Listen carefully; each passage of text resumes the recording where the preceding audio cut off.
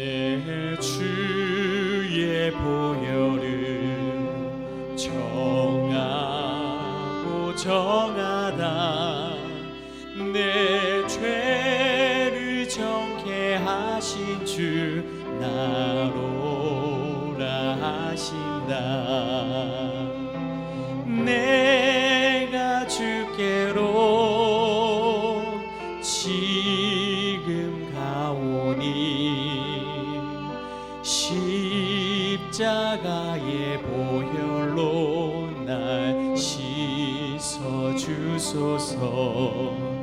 약하고 주에도 주께로 나가면 힘 주시고 내 주함을 곧 씻어 주시네. 내가 주께로 지금 가오니 십자가의 보혈로 날 씻어 주소서.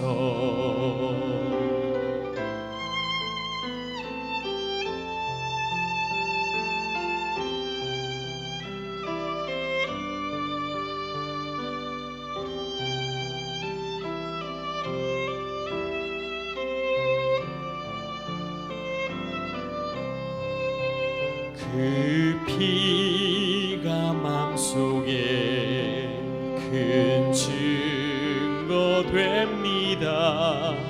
내 기도 소리 들으사 다 허락하소서. 내가 주께로 지금 가오니 십자가의 보혈로 날 씻어 주소서.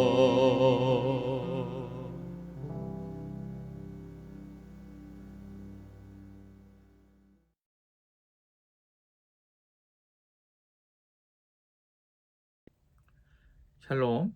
오늘 하찮기 묵상의 말씀 출애굽기 20장 17절입니다. 제가 봉독하겠습니다. 내 이웃의 집을 탐내지 말라. 내 이웃의 아내나 그의 남종이나 그의 여종이나 그의 소나 그의 낙이나 물은 내 이웃의 소유를 탐내지 말라. 어제는 9번째 계명 거짓 증언하지 말라는 계명에 대해서 살폈습니다. 단순히 거짓말을 하지 말라는 계명이 아니라 재판에서 이웃을 해하려고 거짓 증언하지 말라는 계명이었습니다. 그리고 이어서 우리는 누구나 증인이며 우리의 삶과 행동에 따라 거짓 증인이 될 수도 있고 진리를 전하는 참 증인이 될 수도 있기 때문에 우리가 가짜 뉴스를 옮기고 전하는 사람보다는 예수 부활의 참 진리를 전하는 참 증인이 되기로 결단하였습니다. 오늘은 10계명의 마지막 내 이웃의 소유를 탐내지 말라는 계명에 대해서 살펴보겠습니다. 오늘 말씀을 보면 탐내지 말아야 할 것들의 목록이 나옵니다. 그런데 이것이 우리가 지금 살펴보고 있는 출애굽기 버전의 10계명과 또 신명기 버전의 10계명에 약간의 차이가 있습니다. 한번 살펴볼까요? 신명기 5장 21절입니다. 내 이웃의 아내를 탐내지 말지니라. 내 이웃의 집이나 그의 밭이나 그의 남종이나 그의 여종이나 그의 소나 그의 낙이나 내 이웃의 모든 소유를 탐내지 말지니라. 아멘. 먼저 순서가 바뀐 것이 있습니다. 바로 아내와 집의 순서가 바뀌었습니다. 그리고 신명기 버전의 10계명에서는 밭이 포함되어 있습니다. 이것이 왜 다를까요? 분명히 이유가 있습니다. 그것은 이제 가나안 땅과 이 출애굽 광야의 상황이 다르기 때문입니다. 먼저 밭이 포함된 이유는 출애굽 상황에서는 천막 생활하면서 이동하기 때문에 자기 밭이 없죠. 그러니까 이제 출애굽기에서는 밭이 없고 신명기에서는 밭이 있는 것입니다. 그렇다면 아내가 집보다 앞서 등장하게 되는 이유는 무엇일까요? 이 출애굽 상황에서 보면 천막을 치면서 서로 이동하고 있다가 적을 만나게 되면 전쟁을 합니다. 그러니까 이제 집을 다 같이 비우는 것이고 이 집을 비우는 시간이 전쟁이 끝나는 시간 아주 가까운 것이죠. 그런데 가나안 정착 후에는 이 바로 앞에서 전쟁이 벌어지는 것이 아니라 멀리 떨어진 집에 살다가 전쟁이 벌어지면 전쟁이 벌어진 곳으로 징집되어서 떠나가 전쟁을 벌이게 됩니다. 그러면 어떤 상황이 벌어질까요? 집의 여자만 홀로 남게 됩니다. 이때 아내를 탐하는 일이 벌어질 수 있다는 겁니다. 그리고 이 두 가지 상황이 반영된 탐심의 케이스가 있죠. 하나는 우리가 6계명, 8계명에서 살폈던 나봇의 포도원 사건입니다. 이스라엘의 가장 악한 왕 아합은 나봇이 가진 포도원을 탐했기 때문에 자신의 소유가 풍족함에도 불구하고 거짓 재판으로 그를 죽이고 그의 밭을 빼앗았습니다.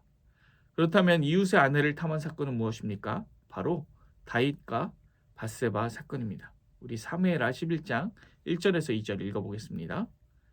그 해가 돌아와 왕들이 출전할 때가 되매 다윗이 요압과 그에게 있는 그의 부하들과 온 이스라엘 군대를 보내니 그들이 암몬 자손을 멸하고 랍바를 내어 쌓고 다윗은 예루살렘에 그대로 있더라.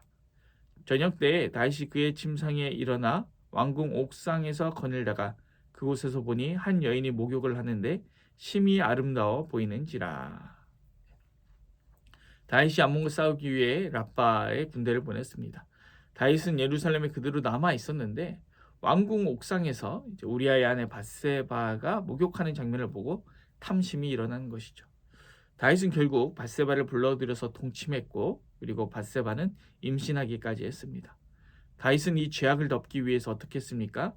전쟁터에 있는 우리아를 불러들였습니다. 그리고 우리아를 집으로 보내려고 했는데 전쟁 중에 자신만 편안하게 집에 갈 수 없다며 부하들과 함께 잠을 잤습니다. 이렇게 자신의 죄악을 덮으려는 시도가 실패로 돌아간 것이죠.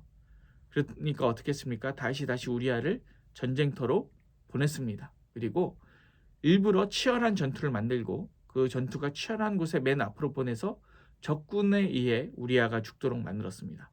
살인 교사를 한 것이죠. 얼마나 치사합니까?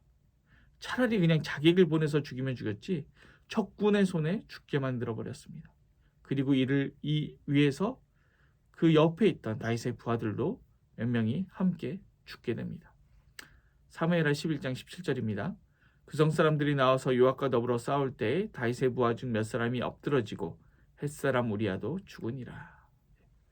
자신의 죄악을 덮기 위해서 거듭해서 더 큰 죄를 짓게 되는 것이죠. 우리아가 죽은 후 다윗은 밧세바를 아내로 삼았습니다. 그런데 그 일이 어떠했습니까? 사무엘하 11장 27절입니다. 그 장례를 마침에 다윗이 사람을 보내 그를 왕궁에 데려오니 그가 그의 아내가 되어 그에게 아들을 낳으니라.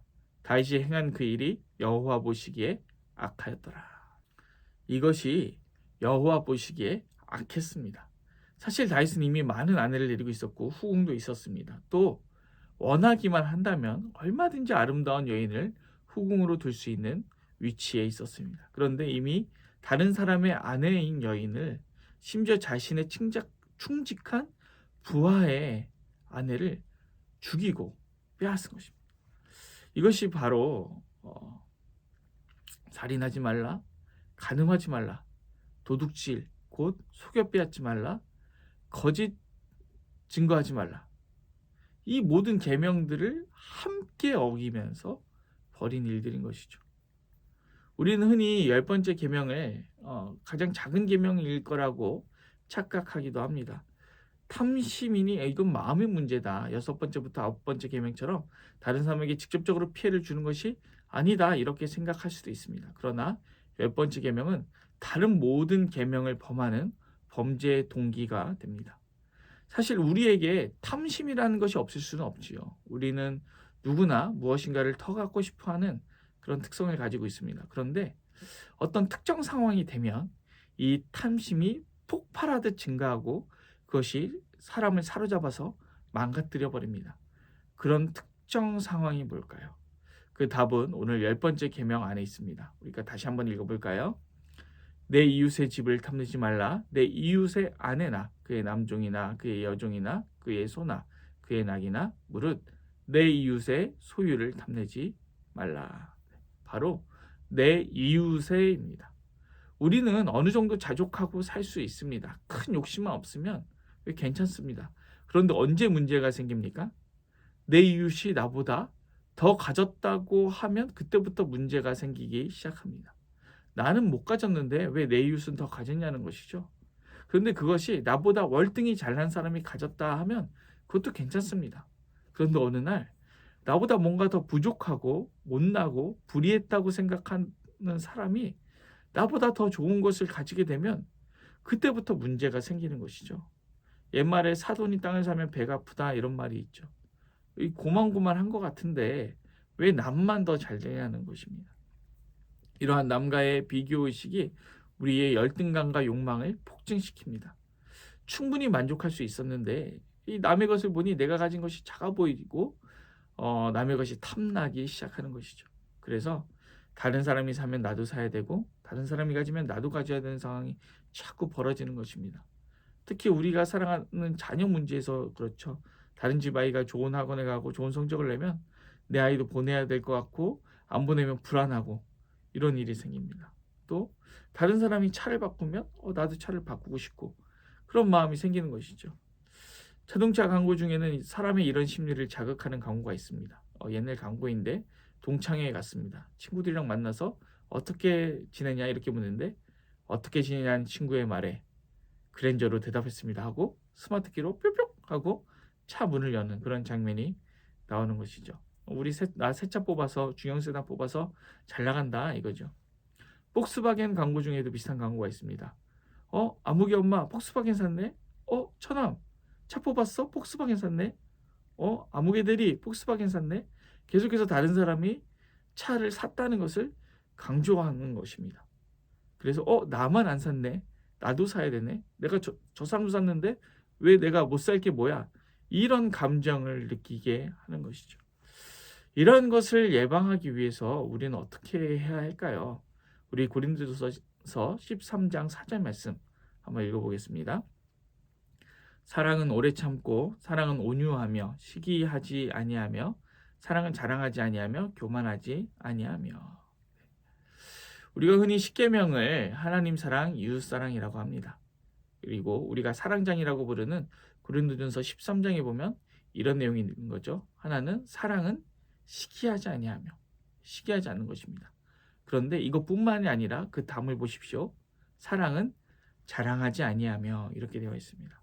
여기서 이 자랑은 뽐내다라는 뜻입니다. 그러니까 이 10번째 계명으로 인해 이웃 안에 있는 탐심, 열등감, 자격지심, 비교식 등이 폭발하는 상황을 의도적으로 만들지 않기 위해 최선을 다하는 것이 바로 이 이웃을 사랑하는 것에 포함된다는 것입니다.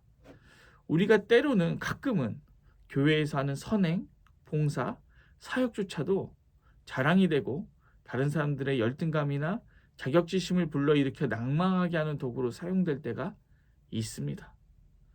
그러니까 심지어는 거룩하고 아름답게 여겨지는 것으로도 얼마든지 10번째 계명으로 인해 넘어뜨리게 할 수 있다는 것이죠. 그렇다면 이 10번째 계명은 이 이웃사랑에 해당하는 5번째에서 10번째 계명에만 해당할까요? 아닙니다. 골로새서 3장 5절 말씀 읽어보겠습니다. 그러므로 땅에 있는 지체를 죽이라. 곧 음란과 부정과 사욕과 악한 정욕과 탐심이니 탐심은 우상 숭배니라. 탐심은 우상 숭배라고 했습니다. 탐심이 어떻게 해서 우상 숭배를 일으키게 되나요? 두 가지 차원에서인데 하나는 탐심이 폭발하면서 생긴 이 열등감, 자격지심, 욕망 등으로 인해서 이 땅에 있는 자원을 하나님보다 더 갈망하게 만드는 것입니다. 하나님보다 음란과 부정과 사욕과 악한 정욕, 돈 등을 더 사랑하게 만드는 것이죠. 또 한 가지 차원이 있습니다. 바로 하나님의 것을 탐내는 것입니다. 창세기 3장 6절 말씀 읽어보겠습니다. 여자가 그 나무를 본즉 먹음직도 하고 보암직도 하고 지혜롭게 할 만큼 탐스럽기도 한 나무인지라. 여자가 그 열매를 따먹고 자기와 함께 있는 남편에게도 주매 그도 먹은지라. 아담과 하와가 선악과를 먹는 장면입니다. 아담과 하와에게는 선악과를 제외한 모든 동산에 있는 나무의 열매를 마음껏 먹을 수 있었습니다. 모든 실과가 자신의 것인 것이죠. 그런데 선악과는 창조주이신 하나님과 피조물인 인간의 경계로서 하나님께서 남겨두신 것입니다. 그래서 동산 중앙에 두어서 언제나 하나님과 자신의 위치를 깨닫도록 두신 것이죠. 그런데 뱀은 무엇이라고 깹니까? 이것을 먹으면 너도 하나님같이 되어 선악을 알 줄 하나님이 아셔서 먹지 못하게 하신 것이라고 합니다. 즉 하나님처럼 되라는 것입니다. 하나님같이 되라는 것이죠. 선악과 많은 하나님의 것입니다. 선악을 가리는 것만은 하나님의 것인데 그것을 탐해서 그것을 먹고 하나님같이 되라는 것, 이것은 바로 10번째 계명을 어기는 것이죠. 여기에 내 이웃은 하나님이 되는 것입니다. 결국 이로 인해 온 인류는 죄 가운데 빠져 하나님의 형상을 상실하게 되었습니다. 하나님을 사랑하라는 계명이 완전히 무너져 버리게 되었습니다. 여러분, 이것이 바로 탐심의 정체입니다. 여러분, 우리가 어떻게 하면 이 10번째 계명을 지킬 수 있을까요? 여러분, 혹시 이웃의 소유를 바라보고 비교의식이나 열등감에 빠져 낭망하고 이 욕망이 불일 듯하고 있지는 않습니까? 이로 인해 하나님보다 재물을 더 사랑하고 계시지는 않습니까? 심지어 교회에서 봉사 좀 하고 직분을 얻고 오래 다녔다고 해서 말씀의 기준이 아니라 자신이 교회에서 선악을 분별하고 판단할 수 있다는 교만에 빠져 하나님의 자리를 대신하는 죄를 범하고 계시진 않습니까? 오늘 이 말씀 우리가 마음에 새기면서 결단하기 원합니다. 하나님, 내가 이웃의 소유를 바라보고 그것을 탐하는 것이 아니라 자족할 수 있게 하여 주시옵소서. 또 이웃으로 하여금 그런 탐심이 일어나지 않도록 자랑하는 일을 우리가 그칠 수 있게 하여 주시옵소서. 하나님, 내가 선악을 분별하는 하나님의 자리에 가지 않고 겸손하게 나의 위치를 깨닫고 하나님의 말씀을 최고의 가치로 둘 수 있게 역사하여 주시옵소서. 그래서 하나님을 사랑하고 이웃을 사랑하게 하여 주시옵소서 결단했으면 좋겠습니다. 기도하겠습니다. 사랑하신 하나님 아버지, 그렇습니다. 우리의 탐심이 얼마나 많은 것들을 갈망하게 하고 또 우리가 얼마나 낙심하게 하는지 모릅니다. 하나님, 우리가 우리의 중심을 잘 지킬 수 있도록 인도하여 주시옵소서. 무엇보다 우리의 이 탐심이 하나님의 자리를 대신하지 않게 하여 주시고 또 우리가 지나치게 자랑하여서 이웃으로 하여금 탐심이 들끓게 하지 않을 수 있도록 인도하여 주시옵소서. 감사를 드리며 예수님 이름으로 기도드립니다. 아멘. 오늘 도구기도는 필리핀 김상모 박세란 선교사님 가정과 사역을 위해서 기도하겠습니다. 이어서 기도하실 때 우리 교회를 위해서 기도합니다. 우리 섬기는 모든 분들을 위해서, 타지에 있는 자녀들을 위해서, 아픈 가운데 있는 성도들을 위해서 기도합니다. 또 세계 평화를 위해, 열방 선교를 위해, 한국교회와 나라 민족을 위해서 기도하시고 우리 개인의 기도 제목을 가지고 기도하시겠습니다. 기도합니다.